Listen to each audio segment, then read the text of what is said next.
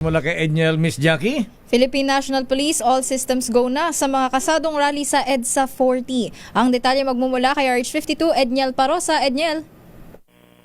All systems go na ang mga Police Metro Manila sa gagawing kilos protesta ng iba't ibang grupo bukas, Pebrero 25 pasabay ng kung tawagin na EDSA 40 o ika-4 na pong anibersaryo ng EDSA People Power Revolution. Inikot natin ngayong umaga itong EDSA Shrine, pinuntahan para sa final walkthrough na NCRPO Director Police Major General Anthony Aberin kasama ang mga tao ng Eastern Police District. Kahit kasi deklarado itong no rally zone ng pulisya dahil isang pribadong ari-arian, ilang grupo pa rin na nagpabalak magkaroon ng programa dito bukas. Batay sa monitoring ng Campo Crame, 3 grupo ang nagpaplanong magsagawa ng aktibidad sa EDSA Shrine, habang isang maliit namang grupo ang magkikilos protesta sa bahagi ng EDSA Ortigas. Bukod pa ito sa pinahayag ng Quezon City Government na programa o main event sa White Plains mula alas 7 pa lamang ng umaga bukas.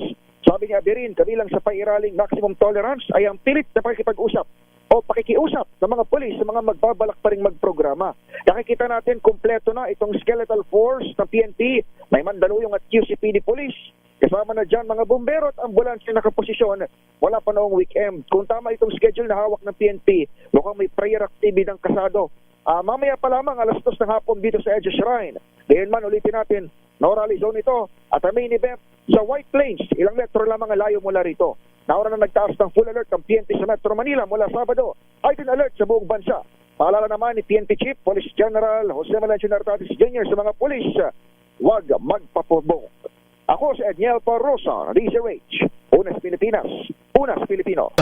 Daming